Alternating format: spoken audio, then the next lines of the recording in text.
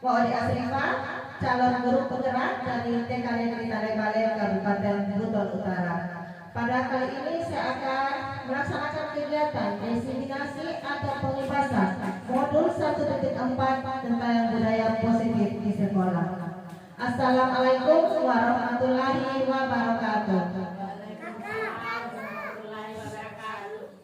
Latar belakang ini dalam kegiatan yaitu menurut Kaca Dewantara, pendidikan adalah proses menuntun segala kodrat yang ada pada diri anak agar memperoleh keselamatan dan kebahagiaan yang setinggi-tingginya, baik sebagai manusia maupun sebagai anggota masyarakat. Bahwa dalam pendidikan menuntut sesuai dengan kodrat alam dan kodrat zaman. Nah, di dalam proses menuntut itu tentu membutuhkan ekosistem penerapan budaya positif.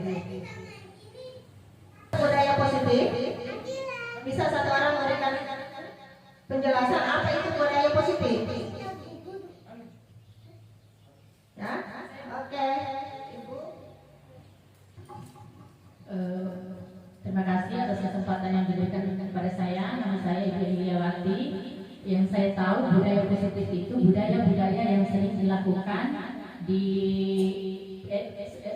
yang dilakukan di hari-hari kita, keseharian kita, tapi yang positif-positif. Misalnya untuk anak-anak itu perilaku seperti membuang sampah, tidak terlambat datang ke sekolah.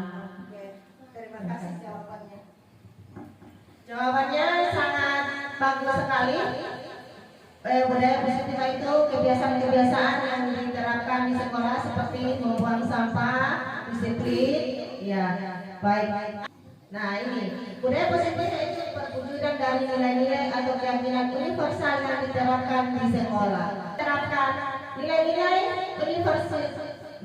keyakinan universal ini perlu perubahan paradigma.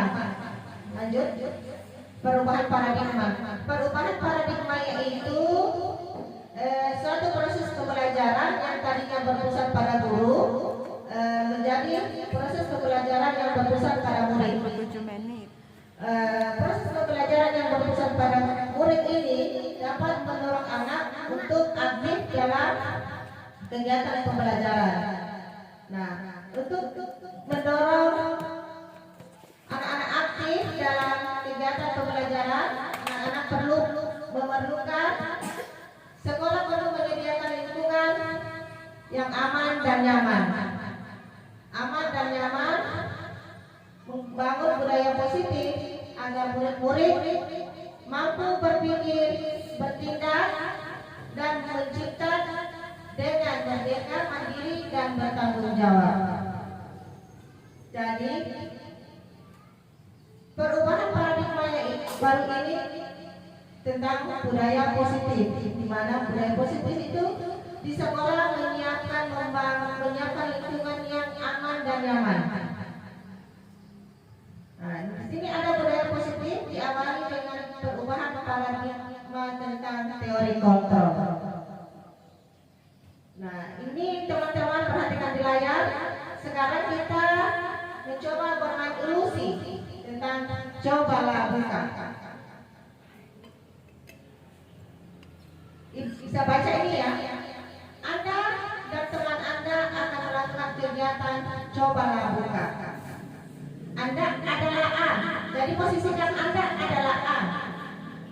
Tugas Anda adalah mengepalkan satu tangan Anda. Coba silakan dikepalkan satu tangan Anda. Coba Anda bayangkan bila Anda menyimpan sesuatu yang sangat berharga di dalam kepala Anda. Anda perlu menjaga benda tersebut sekuat tenaga Anda. Sekuat tenaga Anda. Karena begitu pentingnya untuk kehidupan Anda. Tugas B, tugas Anda sebagai A tadi sudah. Kepalkan tangan Anda ya, dengan tugas A masih kepalkan tangan Anda. Tugas B atau rekan Anda adalah mencoba dengan segala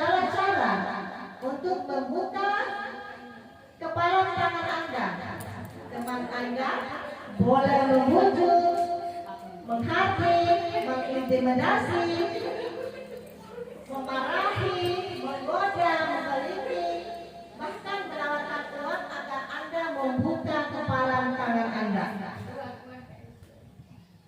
Nah, kita sini ada pertanyaan. Apakah Anda dan B membuka kepalan tangan Anda? Mengapa dan apa alasan B? Nah, sekarang di sini teman-teman semua sudah melakukan ilusi buka kontrol. Ada yang bisa memberi penjelasan tentang itu? Ya, yang perkenalkan dirinya Ibu. Assalamualaikum warahmatullahi wabarakatuh. Terima kasih. Nama saya Apriati. Terima kasih atas kesempatan yang diberikan kepada saya. Begini. Pada dasarnya, jika saya di posisi A, terus saya mengepal tangan saya, terus teman saya posisi B menyuruh saya atau dengan cara lembut ataupun kasar, pada dasarnya saya punya hanya saya yang bisa mengontrol diri saya, apakah saya mau buka apa tidak. Oke, Itu jawaban dari saya. Terima kasih. Ada lagi? Ayo. Silakan berdiri. Ya, terima kasih. Perkenalkan nama saya. Saya sebagai perwakilan dari Guru TK Lingkungan Balai. Kedua, apakah Anda atau B menutup kepala tangan Anda? Mengapa? Apa alasan Anda atau B tetap menutup kepala tangan Anda? Misalkan saya berada sebagai B, memang saya tidak akan membuka kepala tersebut karena itu pentingnya kehidupan seseorang. Jangan kita mencari tahu, maksudnya mencari tahu kehidupan karena itu sangat penting privasi orang tersebut. Terima kasih. Oke, terima kasih. Jawabannya sangat bagus sekali. Jika ada di posisi B, dia tidak akan berusaha, tidak akan memaksa seseorang untuk membuka kepala tangannya karena privasinya. Oke, untuk yang dari Ibu perwakilan dari orang tua tentang teori kontrol, ya memang semua yang mengontrol diri kita itu adalah diri kita sendiri. Walaupun orang tersebut berupaya segala macam cara untuk membuka kepala tangan itu, kalau kita tidak memberikan dia kesempatan untuk membukanya, tetap kita sendiri yang mengontrol itu semua. Lanjut. Nah itu, kita sendiri yang memegang kontrol atas kepala tangan kita. Apakah kita membuka atau menutup kepala itu tergantung pada diri kita masing-masing sesuai dengan kebutuhan kita pada saat itu. Disiplin. Apa yang teman-teman tahu tentang disiplin? Disiplin ini salah satu nilai keyakinan. Menurut Raja Dewantara, disiplin itu untuk menciptakan murid yang merdeka. Syarat utamanya adalah harus ada disiplin yang kuat, yaitu disiplin diri yang memiliki motivasi internal. Disiplin menurut Diane Gosen 2001. Disiplin dari bahasa Latin yaitu disiplina yang artinya belajar. Yang artinya apa? Belajar. Disiplin juga berkonotasi dengan disiplin diri. Disiplin diri membuat seseorang menggali potensinya menuju kepada sebuah tujuan mulia, sesuatu yang dihargai. Dalam budaya kita, disiplin sering dimaknai menjadi sesuatu yang dilakukan seseorang kepada orang lain untuk mendapatkan kepatuhan. Kita cenderung menghubungkan kata disiplin dengan ketidaknyamanan. Disiplin adalah kemampuan memerintah diri. Kemampuan memerintah diri ada hubungannya motivasi internal tadi. Memerintah diri sendiri dalam mengontrol dan menguasai diri untuk memilih tindakan yang mengacu pada nilai-nilai yang kita hargai dengan penuh tanggung jawab tanpa perintah dari orang lain. Maksud di sini itu kita bisa menghargai nilai-nilai kebajikan yang ada. Terus. Tuh, nilai-nilai kebajikan yang universal yang sesuai dengan dimensi profil pelajar Pancasila. Jadi nilai-nilai disiplin itu, nilai-nilai keyakinan itu sudah termuat di dalam profil pelajar Pancasila.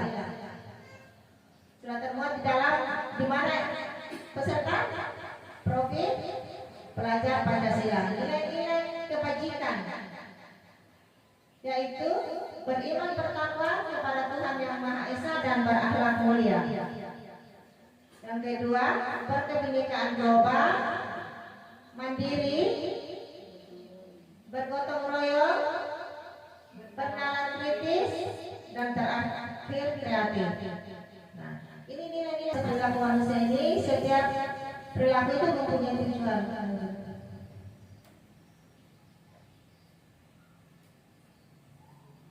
Tiga motivasi perilaku manusia. Yang pertama itu untuk menghindari ketidaknyamanan atau hukuman. Yang kedua, untuk mendapatkan imbalan penghargaan dari orang lain. Jadi motivasinya ini dia hanya ingin mendapatkan sesuatu imbalan atau penghargaan dari orang lain, misalnya berupa hadiah. Untuk motivasi untuk menghindari ketidaknyamanan atau hukuman, untuk mendapatkan imbalan penghargaan dari orang lain, itu masuk di motivasi eksternal. Bahwa kalau dia tidak akan melakukan sesuatu, dia akan dihukum, akan terjadi ketidaknyamanan dalam dirinya. Apabila dia tidak melakukan sesuatu, dia tidak akan mendapatkan imbalan atau tidak akan mendapatkan penghargaan. Jadi dia dalam melakukan sesuatu kegiatannya dia hanya membutuhkan penghargaan atau imbalan dari orang lain. Jadi makanya itu masuk dalam motivasi eksternal. Yang ketiga, untuk menjadi orang yang merdeka, untuk menjadi orang yang mereka inginkan dan menghargai diri sendiri dengan nilai-nilai yang mereka percayai. Akan menjadi orang seperti apa apabila saya melakukannya? Di sini dia menanamkan nilai-nilai keyakinan. Jika dia tidak melakukannya, akan terjadi seperti apa dia? Ini hubungannya dengan nilai-nilai keyakinan yang ada dalam diri seseorang. Nah, ini termasuk salah satu motivasi internal yang ada dalam diri seseorang. Tiga motivasi tadi, di sini ada hukuman, konsekuensi, dan restitusi. Dalam melakukan kebutuhan tiga dasar manusia tadi, kita hubungkan dengan hukuman, konsekuensi, dan restitusi. Nah, sifatnya tidak terencana atau tiba-tiba, bersifat satu arah. Hukuman itu berupa fisik maupun psikis. Nah, teman-teman semua kan sering mendengar kata hukuman. Kalau kita melanggar sesuatu, pasti kita akan dihukum. Dan dalam hukuman itu tidak ada kesepakatan antara guru dan murid.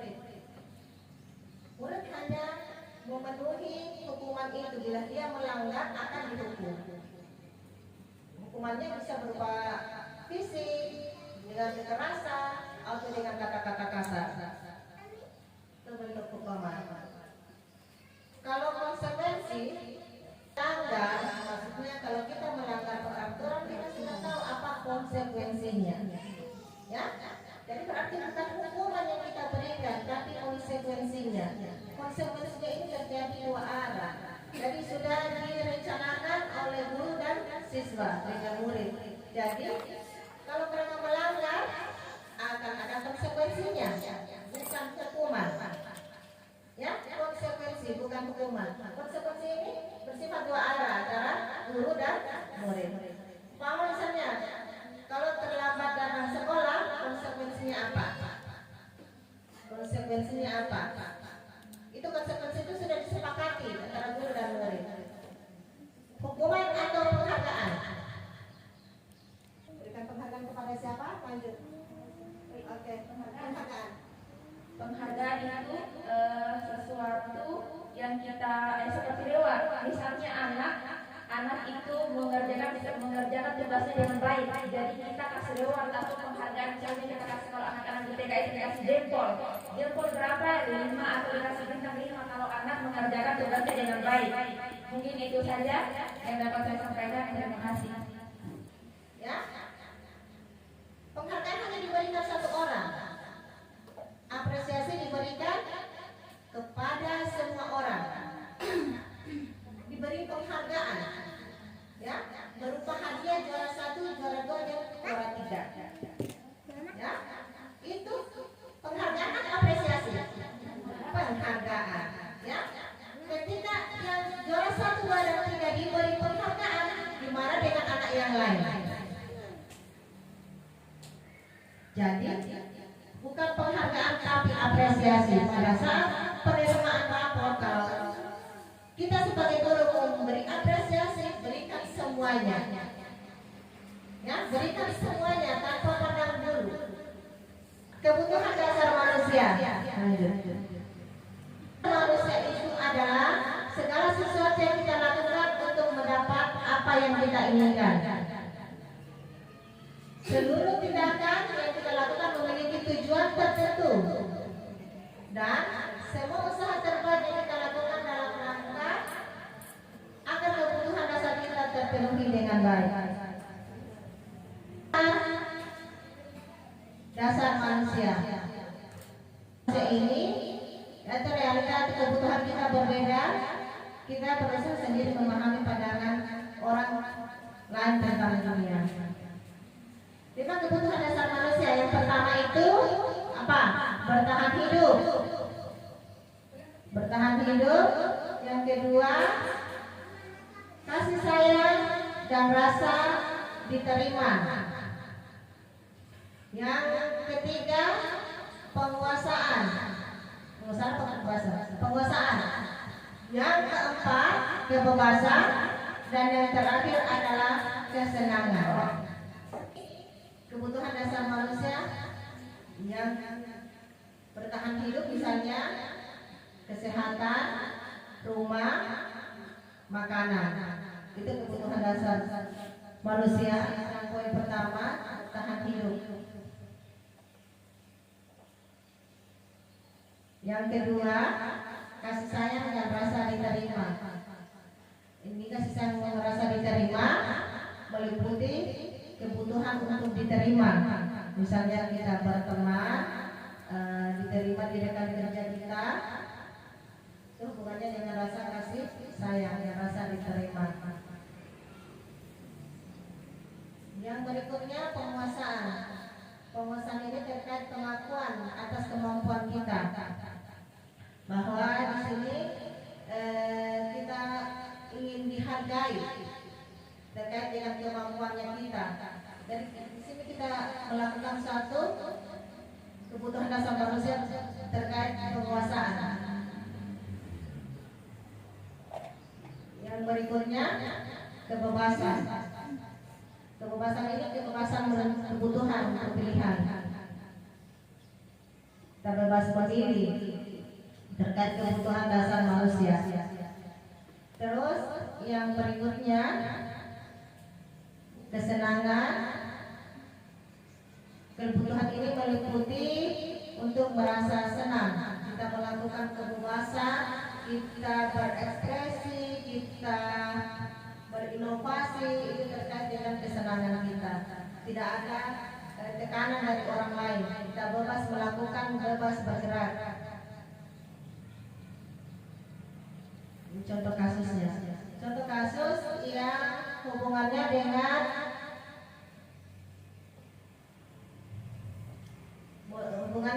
kebutuhan dasar manusia.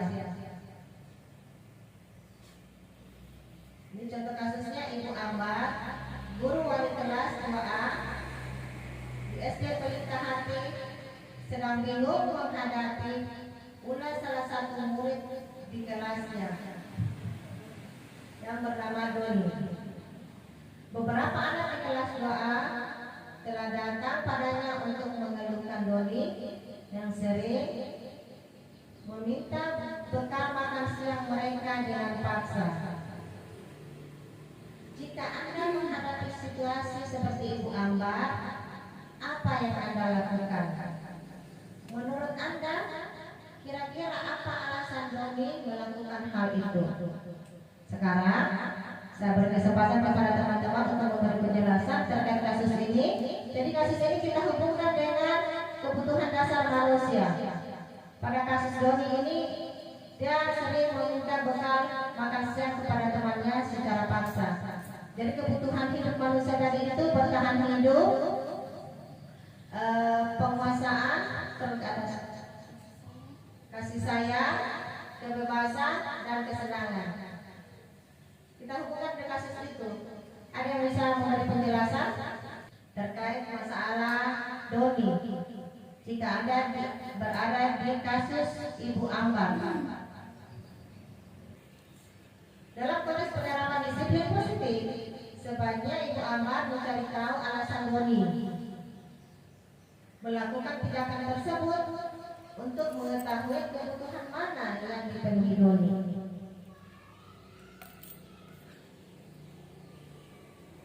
Apabila jawaban Doni jika ditanya Ibu Ambar adalah karena ia lapar, maka kebutuhan dasarnya, kebutuhan dasar apa teman-teman? Bertahan hidup. Oke. Apabila Doni menjawab bahwa alasannya mengambil bekal temannya karena dia merasa senang, temannya jadi memperhatikan dia, maka kebutuhan dasar yang dipenuhi Doni adalah kebutuhan kasih sayang diterima. Ini hubungannya dengan disiplin positif tadi dan pemenuhan kebutuhan dasarnya Doni. Apabila Doni ada merasa hebat karena temannya jadi takut dan dia juga menuruti keinginannya, maka kebutuhan dasar Doni berada pada penguasaan.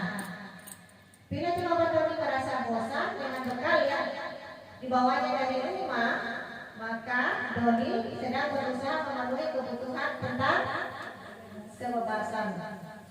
Oke, dalam kasus Doni juga, apabila Doni menjawab bahwa dia melakukan itu karena iseng dan ingin melihat ekspresi temannya, Doni itu lagi berusaha memenuhi kebutuhan kesenangan. Oke. Nah, ini terkait anak SD. Teman-teman sudah melihat contoh penerapan, contoh kasus. Sekarang contoh kasusnya seperti ini. Ketika kegiatan proses belajar mengajar di TK, seorang anak yang bernama Rifki berlari keluar lapangan.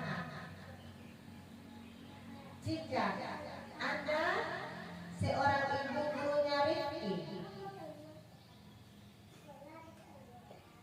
Rifki melakukan kesenangan, kebutuhan apa yang ingin dia penuhi Rifki dengan melakukan kegiatan berlari-lari di lapangan? Ya, kebutuhan apa yang dipenuhi? Dari kebutuhan dasar tadi itu kan ada 5. Ya, 1 karena apa? Kebutuhan hidup. Kedua, karena rasa ingin diterima, kasih sayang. Berikutnya, penguasaan, kebebasan, dan kesenangan. Jadi, pada kasus Rifki, kebutuhan mana yang ingin dipenuhi Rifki? Pada saat kegiatan proses pembelajaran dia keluar bermain-main di lapangan. Oke, ada yang bisa memberi penjelasan? Terima kasih, silakan berdiri. Assalamualaikum warahmatullahi wabarakatuh. Terima kasih atas kesempatannya. Baik, tadi setelah saya mendengar contoh kasus yang dipaparkan oleh materi, saya bisa menyebutkan bahwa kebutuhan dasar yang ingin dipenuhi Rifki adalah tentang kebebasan, yang mana mungkin dia merasa bosan belajar di dalam kelas sehingga dia ingin keluar untuk mengeksplorasi, apalagi ingin keluar di luar, mungkin bosan di dalam kelas sehingga dia ingin mencari hal baru, sehingga dia keluar untuk memenuhi rasa kebosanannya itu. Seperti itu, mungkin lebih ke rasa bosan, dia ingin mencari hal baru di luar sehingga dia keluar. Jadi kebutuhan yang ingin dia capai Doni kebutuhan Kebebasan, dia ingin mencari hal baru, dia tidak mungkin dia itu saja. Dia ingin mencari hal baru, dia merasa bosan mungkin di dalam kelas seperti itu. Oke, terima kasih jawabannya sangat bagus sekali, sangat tepat sekali. Oke, kebutuhan yang ingin dipenuhi Doni adalah kebutuhan kebebasan. Jika kita kaitkan dengan pertanyaan ini yang hubungannya dengan kebutuhan ingin kasih sayang dan diterima, apa kira-kira jawaban Doni dengan hubungan disiplin positif terkait kebutuhan dasar Doni yang ingin dia capai? Ada yang bisa memberi jawaban? Kayaknya sudah ada. Oke. Yang kasih sayang, Tahan hidup. Ya, kasih sayang rasa diterima. rasa diterima. Kira-kira jawaban apa? Jawaban Untuk Doni apa ya? bermain di luar. Mungkin kalau untuk Silakan Rifki untuk kebutuhan kasih sayang ini mungkin dia kenapa bermain di luar? Karena dia ingin diperhatikan. Mungkin dia di dalam kelas ini teman-temannya tidak ada yang mengajarnya bermain, atau gurunya juga kurang perhatian sama Rifki. Jadi Rifki keluar bermain di luar agar temannya memperhatikan dia. Kayak gurunya juga memperhatikan dia, kayak bu guru kenapa Rifki keluar di luar. Nah, jadi teman-temannya lebih ke perhatian ke Rifki ini.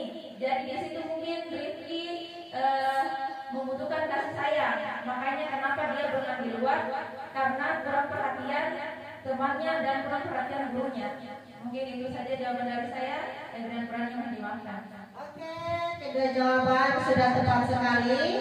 Satu, kebebasan. Dua, rasa ingin diterima atau kasih sayang. Yang berikutnya untuk kasus Rifki, untuk kebutuhan kesenangannya, ada yang bisa memberikan penjelasan terkait dengan kasus Doni tadi, terkait kebutuhan kesenangan yang ingin dia butuhkan Rifki. Nih, guru satu. Ya, silakan berdiri. Ya, terima kasih. Berdasarkan kasusnya Rifki tadi, kenapa dia senang bermain di luar, di lapangan ya? Menurut saya mungkin ini anak kurang minat dengan pembelajaran yang di dalam kelas. Jadi dia lebih senang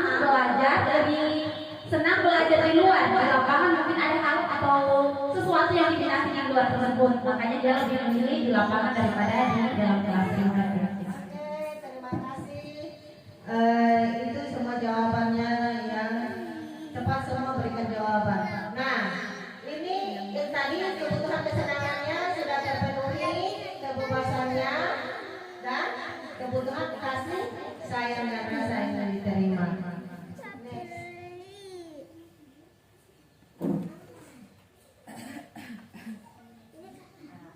Dalam kasus Rifki, dalam kasus Doni tadi bisa kita hubungkan dengan posisi kontrol guru.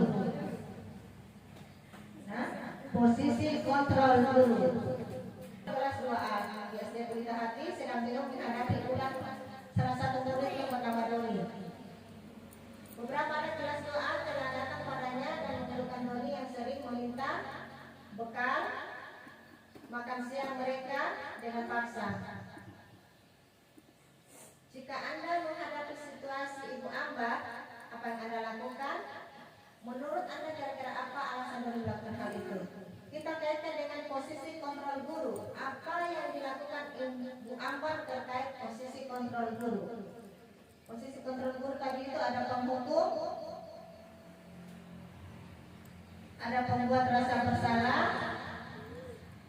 ada teman, ada pemantau, dan ada manajer. Kalau kira-kira teman-teman dalam penerapan hari-hari di sekolah untuk murid di PAUD, posisi peserta, posisi teman-teman semua berada di posisi mana? Bisa satu orang bisa memberi penjelasan? Posisi teman, posisi pemantau, posisi penghukum, pembuat rasa bersalah, posisi manajer dalam kasus penerapan hari-hari di sekolah terhadap kesalahan-kesalahan anak yang dilakukan di sekolah. Apakah kita berada di posisi sebagai penghukum? Apakah kita berada di posisi pembuat rasa bersalah? Apakah kita berada di posisi sebagai teman? Apakah kita berada di posisi sebagai pemantau? Apakah kita berada di posisi sebagai manajer?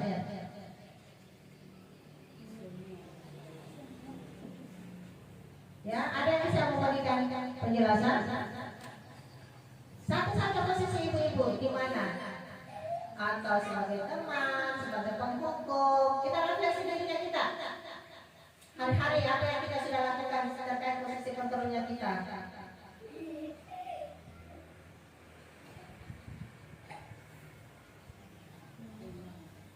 Teman, ada yang berpenjelasan teman ibu kepala sekolah?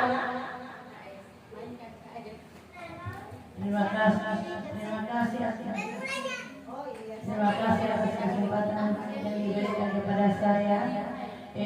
Posisi kontrol guru sebagai teman, karena di sekolah itu guru di samping sebagai guru, dia sebagai orang tua di sekolah, sebagai teman, karena guru itu orang yang paling dekat sekali dengan anak-anak, yang memberikan contoh. Mana yang baik, mana yang tidak baik. Pemantau juga boleh, karena guru itu harus memantau anak-anak ketika dia sedang bermain di dalam di luar.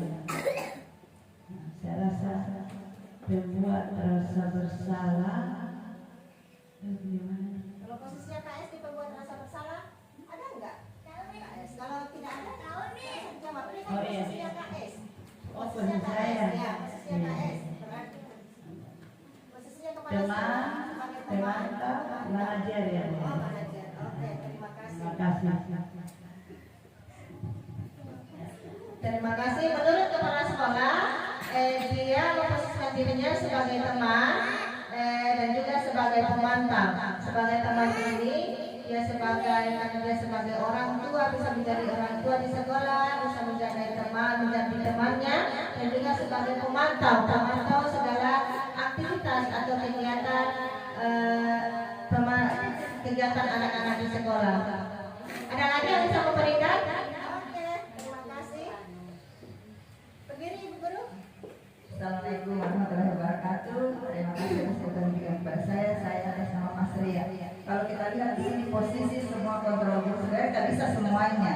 Tapi saya fokus di penghukum ya. Kalau penghukum ini sebagai seorang guru kita, apalagi di PAUD, bisa menggunakan posisi hukum yang baik, yang positif. Seperti dalam hal mengajar kasusnya Doni tadi, kita bisa menjelaskan kepada dia kalau bermain di luar atau kalau mengambil makanan teman, besok harus dihukum dengan menyanyikan lagu atau apa, pokoknya yang berhal dengan positif ya. Karena kita sebagai anak TK itu harus dengan cara pendekatan yang positif. Assalamualaikum warahmatullahi wabarakatuh. Terima kasih jawabannya. Nah, kalau menurut teman kita Ibu Mas Ria, dia memposisikan dirinya sebagai penghukum. Penghukum itu dalam arti penghukum yang positif. Nah, berarti ini penghukum yang positif ini hubungannya dengan konsekuensi, ya. Penghukum yang positif ya. Jadi di sini kalau dia melanggar bisa diberi dengan menyanyi, ya. Jadi hukumannya bukan hukuman negatif, bukan positif, berarti bukan hukuman tapi konsekuensi. Oke, ada. Nah, ini posisi kontrol guru. Ini ada bentuk motivasinya, motivasi eksternal, motivasi eksternal dan motivasi internal.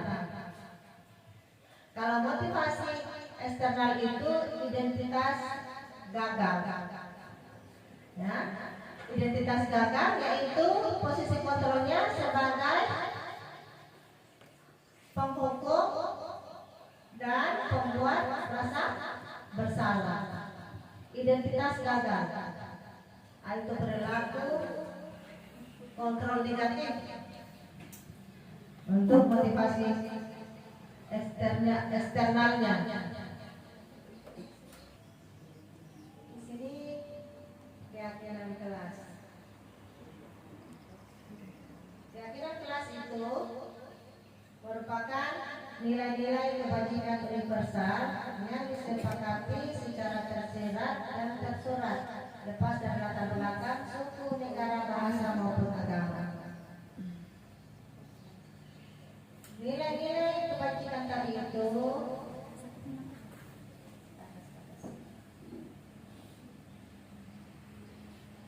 nilai-nilai kebajikan itu kita akan jadikan keyakinan kelas, ya. Kita akan jadikan keyakinan kelas yang kita sepakati. Tadi saya sudah uraikan nilai-nilai kebajikan itu ada dalam profil pelajar Pancasila. Nah, mengapa keyakinan bukan peraturan? Ada yang bisa berikan tanggapan? Mengapa keyakinan bukan peraturan? Mengapa kita memiliki peraturan tentang helm saat kendaraan roda 2 atau kita bawa motor? Pemerintah sudah mengeluarkan peraturan bahwa ketika kita keluar membawa motor atau roda 2 kita harus memakai helm. Itu nilai keyakinannya apa? Untuk keselamatan, ya, untuk melindungi diri, itu nilai keyakinannya. Kalaupun kita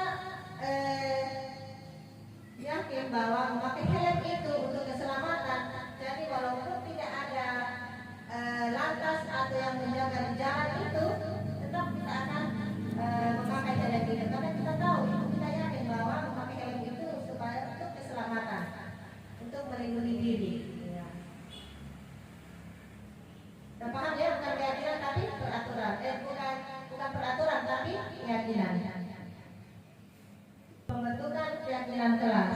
Nah, sini biasa kita di dalam kelas itu kita harus membentuk satu keyakinan kelas, ya, supaya di dalam itu kegiatan proses belajar anak merasa aman, nyaman, merasa senang, merasa bahagia. Jadi kita perlu membuat suatu keyakinan kelas.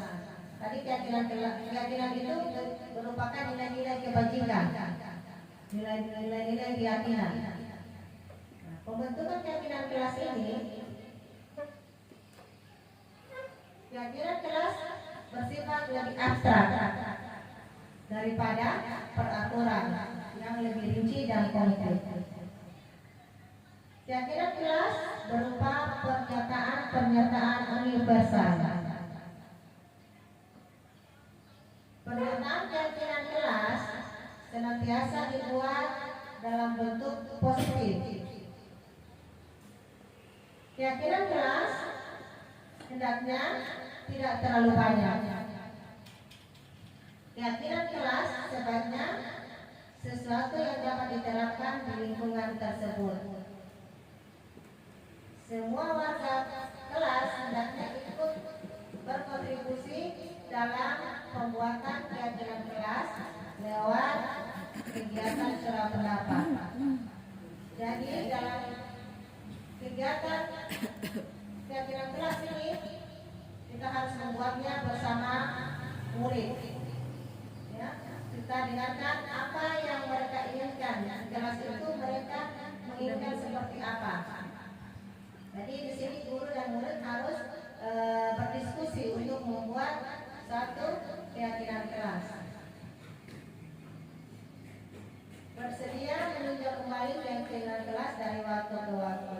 Maksudnya di sini kita sebagai guru kita meninjau kembali keyakinan kelas telah kita buat, telah kita sepakati bisa kita menambahkan keyakinan kelas yang baru lagi atau bisa kita meningkatkan lagi keyakinan kelas-kelas yang kita sudah buat. Kelas di atas. Oke. Nah, ini pembentukan keyakinan kelas. Biasanya keyakinan kelas ini teman-teman semua kita membentuk keyakinan kelas ini pada saat tahun ajaran baru. Sebelum kita masuk, jadi kita membuat keyakinan, ya. Kita membuat keyakinan kelas bersama murid-murid. Apa yang mereka inginkan di dalam kelas itu? Kalau tadi kan nilai keyakinan untuk memakai helm itu kan untuk keselamatan nilai keyakinannya. Jadi dalam kelas itu kita mau membuat di dalam kelas itu seperti apa keyakinannya anak-anak. Jadi kita berdiskusi membuat satu keyakinan kelas. Kalau kemarin saya membuat satu kesepakatan, ya, saya beri nama kesepakatan kelas. Jadi kami dalam kelas itu bersama anak-anak sepakat membuat satu kesepakatan diskusi tentang apa-apa yang akan kami lakukan di dalam kelas. Misalnya kesepakatan itu kemarin terbentuk kesepakatan sentuh teman pelan-pelan. Ya, sentuh teman pelan-pelan, nilai keyakinannya apa? Nilai keyakinannya apa? Situ ada peduli, nilai keyakinannya ada peduli. Sentuh teman pelan-pelan ada menghargai, saling menghargai, saling menghormati. Itu kesempatan kelas yang saya buat bersama anak-anak. Jadi ketika dia melakukan kesalahan, harus kita ingatkan kesepakatan kelas apa yang kita sudah lakukan, kesepakatan kelas apa yang sudah dia sudah langgar. Ketika anak itu memukul temannya, bisa kita ingatkan bahwa kita sudah sepakat melakukan menyentuh teman pelan-pelan. Terus kemarin juga terjadi kesepakatan kelas makan minum sambil duduk. Nilai keyakinannya apa? Nilai keyakinannya makan minum sambil duduk itu apa?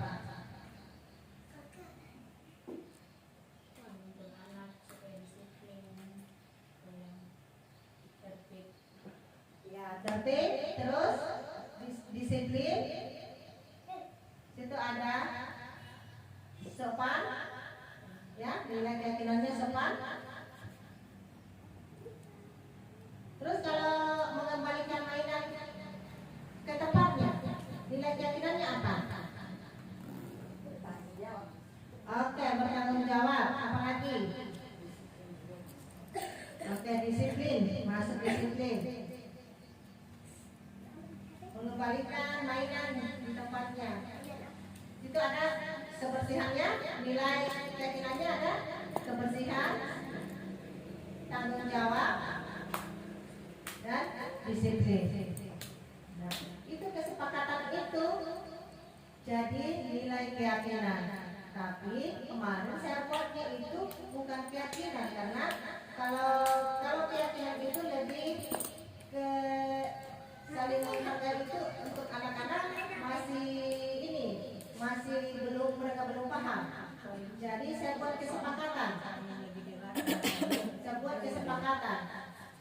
Untuk saling menghormati itu saya buat kesepakatannya sentuh teman pelan-pelan.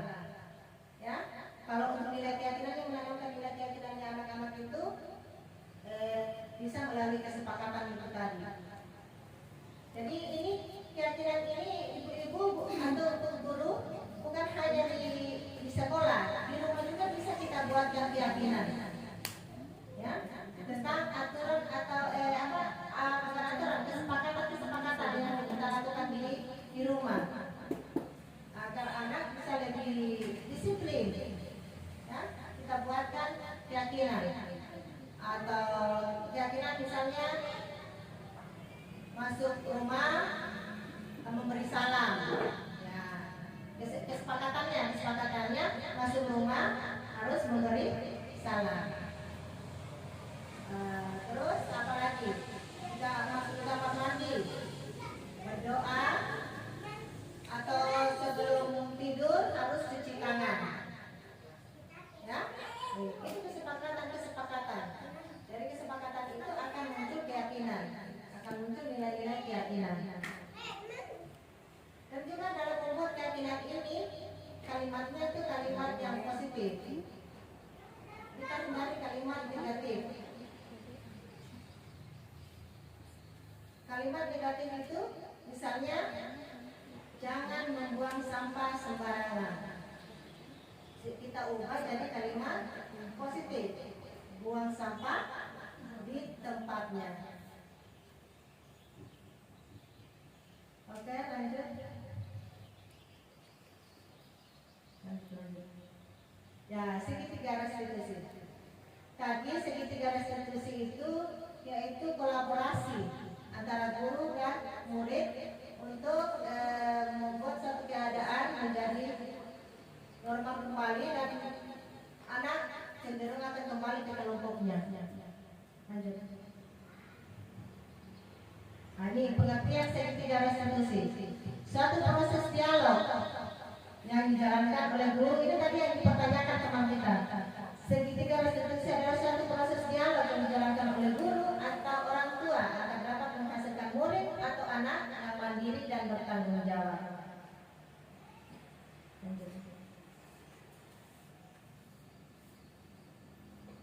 Segitiga restitusi ini ada 3. Yang pertama itu menstabilkan identitas. Yang kedua, validasi tindakan yang salah. Yang ketiga, menanyakan keyakinan. Nah, pada menstabilkan identitas ini, sini kita stabilkan dulu masalahnya anak-anaknya. Misalnya seperti ini, apa yang kamu lakukan? Dia menceritakan apa yang dia lakukannya. Bahwa kita juga guru, kita memberi penguatan. Iya, ibu guru juga masih kecil pernah melakukan kesalahan. Jadi wajar kita melakukan kesalahan itu. Jadi kita stabilkan dulu. Ya, kita stabilkan dulu. Ini posisinya kita ada di posisi manajer. Kita stabilkan dulu keadaannya. Jangan langsung kita menghukum dia. Jangan langsung kita membuat rasa bersalah. Kita stabilkan dulu identitasnya, apa masalahnya. Seperti kemarin yang saya lakukan itu, dia menyimpan tasnya sembarangan. Jadi saya juga beri penguatan bahwa ibu guru juga masih kecil, suka menyimpan tas sembarangan. Kita stabilkan dulu identitasnya, jangan dulu kita langsung salahkan anak-anak. Terus divalidasi tindakan yang salah. Nah, divalidasi tindakan yang salah, ini kamu tentu punya alasan mengapa melakukan itu. Nah, kita memberikan pertanyaan kepada anak. Dia punya alasan kenapa dia melakukan kesalahan seperti itu. Terus, adakah cara yang lebih baik, efektif untuk mendapatkan apa yang kamu butuhkan? Jadi di sini kita validasi tindakannya yang salah. Setelah kita menstabilkannya, kita validasi bahwa tindakannya itu salah. Yaitu dengan apa yang pasti kamu mempunyai alasan mengapa kamu melakukan itu. Terus di restitusi berikutnya menanyakan keyakinannya. Nah, pada menanyakan keyakinan ini kita tanyakan keyakinan kelas apa yang sudah kita sepakati. Ya, keyakinan apa yang sudah kita sepakati terkait dengan membuang tasnya, tidak menyimpan tasnya di rak tas itu keyakinannya apa? Jadi kita kembalikan, kita tanyakan keyakinan yang telah kita sepakati. Setelah itu, kamu ingin menjadi orang yang seperti apa? Itu bentuk-bentuk pertanyaannya. Terus,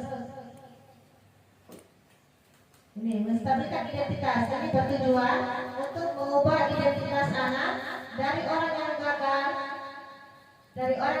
karena melakukan kesalahan menjadi orang yang sukses.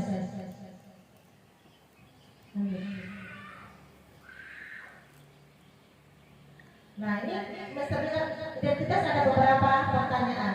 Berbuat salah itu tidak apa-apa. Ya, kita stabilkan dulu bahwa dia berbuat salah itu tidak apa-apa.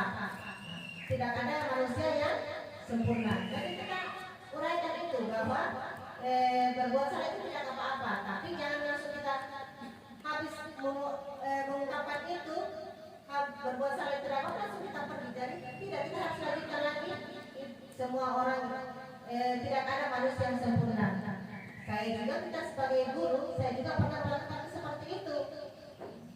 Kita bisa menyelesaikan masalah ini bersama-sama. Bapak Ibu tidak tertarik mencari siapa yang salah, tapi Bapak Ibu ingin mencari solusi dari permasalahan ini. Kamu berhak merasa begitu. Apakah kamu sedang menjadi teman yang baik buat dirimu sendiri? Harus stabilkan identitas tadi ini berubah pernyataannya. Lanjut. Di validasi tindakan yang salah, padahal kamu bisa melakukan yang lebih baik dari ini ya. Kamu pasti punya alasan mengapa melakukan hal itu. Kamu patut bangga pada dirimu sendiri karena kamu telah melindungi sesuatu yang penting buat kamu. Kamu boleh mempertahankan sikap itu, tapi kamu harus menambahkan sikap yang lebih baru lagi. Terus menanyakan keyakinan. Menanyakan keyakinan itu apa yang kita percaya sebagai kelas atau keluarga. Apa nilai-nilai umum yang telah kita sepakati? Tadi saya sudah jelaskan nilai-nilai yang kita sudah sepakati. Kesepakatan mempunyai nilai-nilai keyakinan. Jadi di situ kalau kita membuat satu kesepakatan pasti ada nilai keyakinannya. Apa yang kita bayangkan tentang kelas yang ideal? Kamu mau menjadi seperti apa? Ini bentuk-bentuk pernyataannya. Ini dihubungkan dengan nilai-nilai yang kita percaya. Oke. Ujungnya terakhir, terima kasih banyak.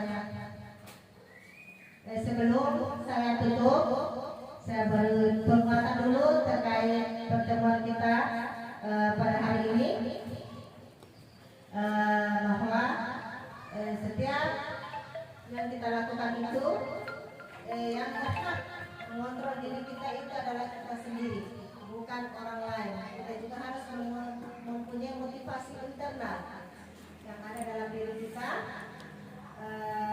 Samping itu juga dalam melakukan satu segitiga restitusi itu harus ada, kita membuat validasi membuat menstabilkan identitas. Yang berikutnya yaitu validasi tindakan yang salah. Yang berikutnya yang menanyakan keyakinan. Namun saya refleksi kegiatan kita hari ini, saya memohon maaf. Mungkin kegiatan ini masih banyak kekurangannya. Insya Allah kedepannya saya akan berusaha untuk memperbaiki kekurangan-kekurangan itu. Dan saya ucapkan terima kasih kepada seluruh peserta, baik rekan-rekan guru, orang tua yang mewakili. Saya ucapkan terima kasih banyak atas waktunya hari ini. Wabillahi taufiq wal hidayah. Assalamualaikum warahmatullahi wabarakatuh.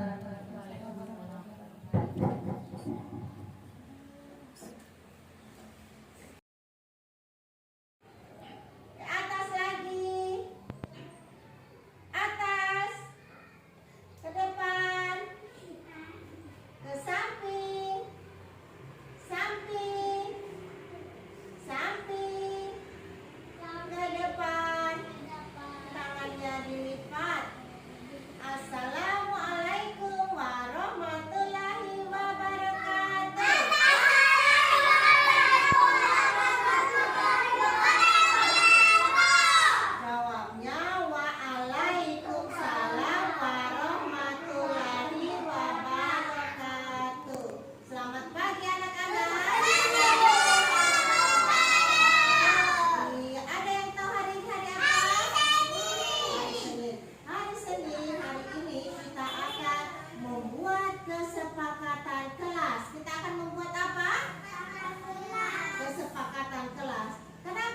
membuat kesepakatan kelas anak-anak supaya anak-anak dalam kegiatan belajar, dalam kegiatan bermain, anak-anak merasa aman, nyaman, senang, bahagia berada di dalam kelas.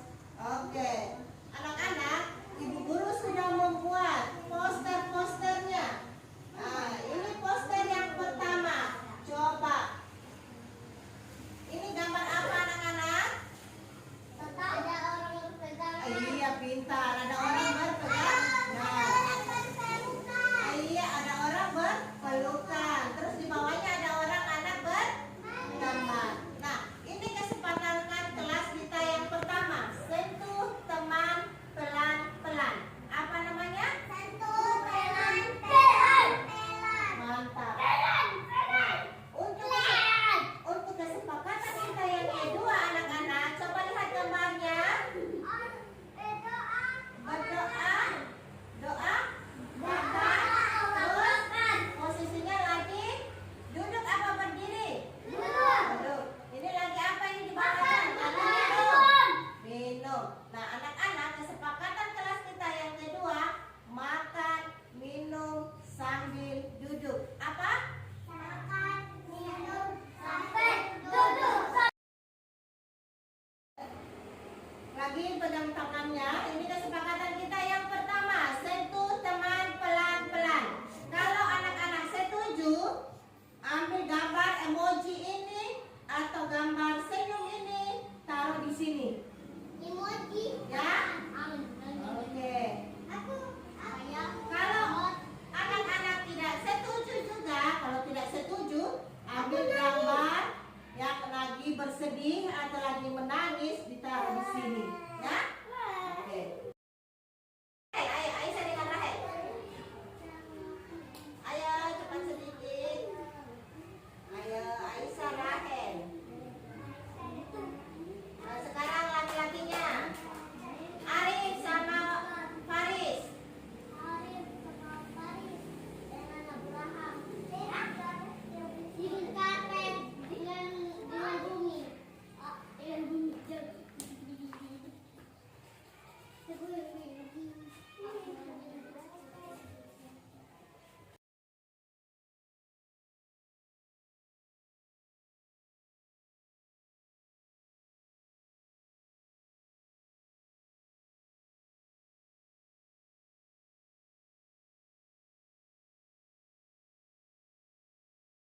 Bismillahirrahmanirrahim. Assalamualaikum warahmatullahi wabarakatuh. Perkenalkan, nama saya Ibu Emiliawati. Saya guru di TK Negeri Tandai Balai. Disiplin positif pada anak sangat penting karena dapat membuat pembelajaran anak menjadi lebih aman, nyaman, dan menyenangkan sehingga anak menjadi betah. Di samping itu, disiplin positif juga dapat membentuk keyakinan-keyakinan kepada anak untuk membuat kesepakatan sehingga anak menjadi lebih bertanggung jawab dan lebih disiplin. Assalamualaikum warahmatullahi wabarakatuh.